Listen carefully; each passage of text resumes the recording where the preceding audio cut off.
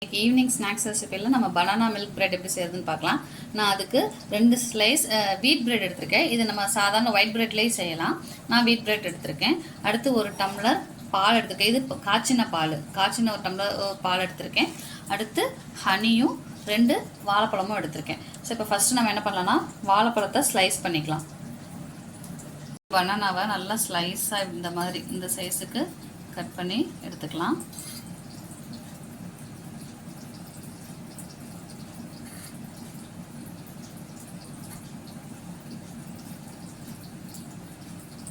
அதை இந்த மாதிரி நம்ம ப்ரெட்டில் வச்சு அலைன் பண்ணிக்கலாம்.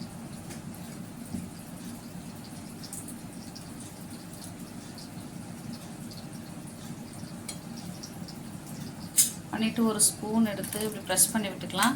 இல்லைன்னா நம்ம இதை தனியாக ஒரு இதில் வந்து மிக்ஸ் பண்ணிட்டு கூட அந்த பனானாவை இது மேலே எடுத்து வச்சு சாப்பிட்டுக்கலாம். குழந்தைங்களுக்கு என்ன மாதிரி டேஸ்ட் பிடிக்குதோ அந்த மாதிரி. சில குழந்தைங்களுக்கு அதை க்ரன்ச் பண்ணி கடிச்சு சாப்பிட்றதுக்கு பிடிக்கும். சில குழந்தைங்களுக்கு கடிச்சு சாப்பிட பிடிக்காது. நம்ம அதை அப்படியே வச்சு நல்லா ஸ்மாஷ் பண்ணி உள்ளே வச்சிடலாம். ஸோ இதை இப்படி வச்சுட்டு இது மேலே இருக்கிற இன்னொரு ப்ரெட்டை வச்சுக்கலாம். இப்போ அடுப்பத்தை வச்சு டோஸ்ட் பண்ணலாம். அடுப்பத்தை வச்சு தோசைக்கல் இல்லைன்னா பேன் கூட வச்சுக்கலாம். வச்சு தோசைக்கல் காஞ்சதும் நெய் இல்லை பட்டர் போட்டுக்கலாம்.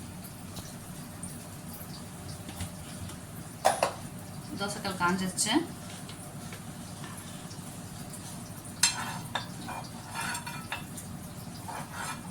நான் இப்போ நெய் சேர்த்துறேன். நீங்கள் பட்டர் கூட போட்டுக்கலாம். இப்போ நெய் சூடானதும் நம்ம பிரெட் எடுத்து வச்சுக்கலாம். எல்லாம் நெய் காஞ்சிருச்சு. இப்போ இந்த பிரெட்டை வச்சுக்கலாம். இப்போ இதை ஒரு தடவை ஒரு சைடு டோஸ்ட் ஆகட்டும், அப்புறம் நம்ம திருப்பி போட்டுக்கலாம். ப்ரெஸ் பண்ணிக்கலாம். ஏன்னா உள்ள நமக்கு வாழைப்பழம் இருக்கு இல்லையா, அதனால இந்த மாதிரி ப்ரெஸ் பண்ணி விட்டுக்கலாம்.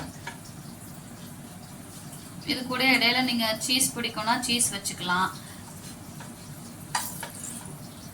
நான் பழத்தோட நம்ம சீஸ் சாப்பிட்டா அது ஒரு டேஸ்ட் வரும். அதனால நம்ம பழம் இல்லைன்னா மில்க் மேட் சேர்த்துக்கலாம்.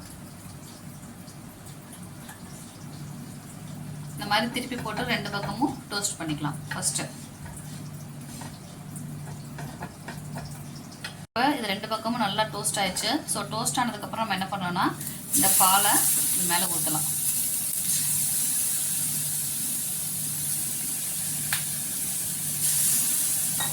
நல்லா அப்சர்வ் பண்ணும். அந்த சமயத்தில் திருப்பி போட்டுக்கலாம்.